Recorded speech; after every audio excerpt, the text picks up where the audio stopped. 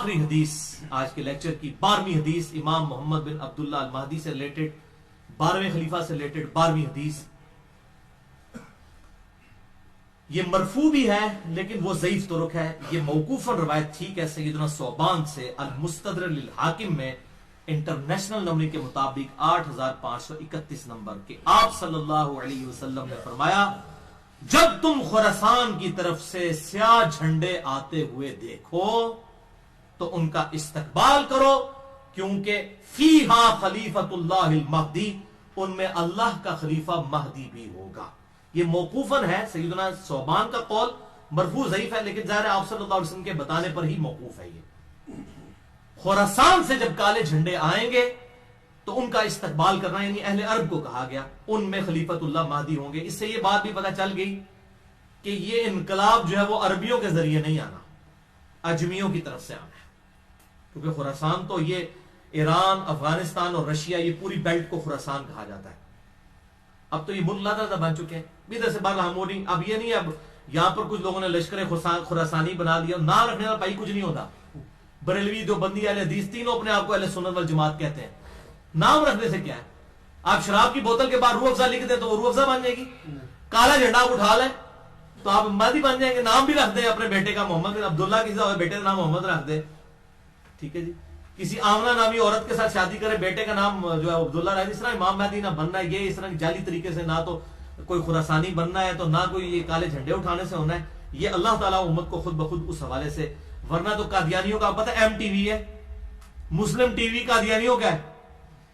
تو نام تو انہوں نے ایم ٹی وی رکھا ہے، تو قادیانی کیا مسلمان ہے؟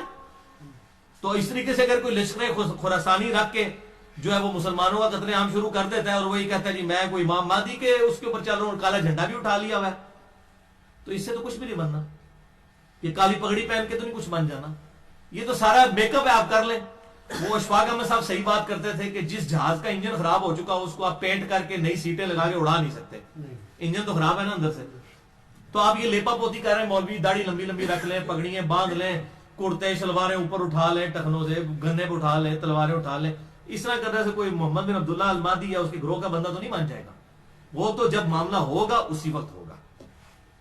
اور اس طریقے سے آج کل یہ میں غزوہ ہند والی بھی اکثر لوگ پوچھتے ہیں، خصوصاً جماعت الدعوہ والے، لشکر طیبہ اور یہ باقی لوگ وہ روایت لے کے چل رہے ہوتے ہیں. وہ روایتیں تو اس کی تقریباً ساری ہی ضعیف ہیں. صرف ایک ہی اس کی صحیح روایت موجود ہے سنن نسائی کے اندر، انٹرنیشنل نمبر کے مطابق 3177 نمبر ہے.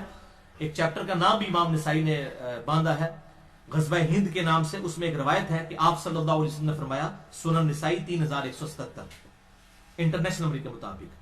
اور ایک انٹرنیشنل نمبرنگ جو چل رہی ہے وہ اس میں 3175 ہے، 2 کا فرق ہے. بعد اس میں یہ روایت ہے کہ آپ صلی اللہ علیہ وسلم نے فرمایا میری امت کے 2 گروہ ایسے ہیں جو کہ اللہ تعالیٰ نے ان کو آگ سے آزاد کر دیا ہے. پہلا وہ کہ پہلا گروہ وہ جو کہ ہند کے غزوے میں شریک ہوگا. غزوہ کہتے ہیں لڑائی کو، کوئی بھی لڑائی ہو.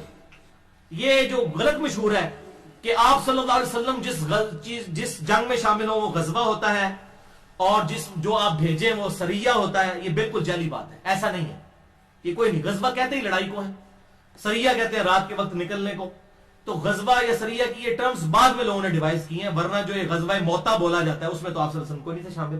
آپ تو مدینہ شریف میں بیٹھے ہوئے تھے جس میں خالد ابن ولید وہ رومن امپائر سے بچا کے لے کے آئے تھے لشکر. پہلے سیدنا زید ابن حارثہ شہید ہو گیا. آپ صلی اللہ علیہ وسلم مسجد میں بیٹھ کے کہہ رہے ہیں میرے زید کو شہید کر دیا گیا، میرے جعفر کو شہید کر دیا گیا، میرے عبداللہ بن رواحہ کو شہید کر دیا گیا. اب اللہ کی تلواروں میں سے ایک تلوار کے ہاتھ جو ہے مسلمانوں کی وہ جو ہے وہ سپہ سلاری آ گئی ہے. یہ صحیح بخاری میں حدیث ہے، میں نے علم غیب والے لیکچر میں بتائی ہے، مسئلہ نمبر 6A میں. اللہ تعالیٰ نے آپ کو دکھا دیا اتنے 100 کلومیٹر دور کا منظر، تو آپ تو موجود نہیں تھے، جسے غزوہ موتا کہا جاتا ہے. حالانکہ غزوہ تو نہیں تھا. یہ غزوہ اور سریہ کی جو یہ ڈیفینیشن غلط ہے، کیونکہ اسے بریلویوں نے حاضر و ناظر کا عقیدہ نکالا ہے. وہ کہتے ہیں یہ دیکھیں غزوہ ہند ہے تو آپ سب خود بھی آئیں گے اس میں.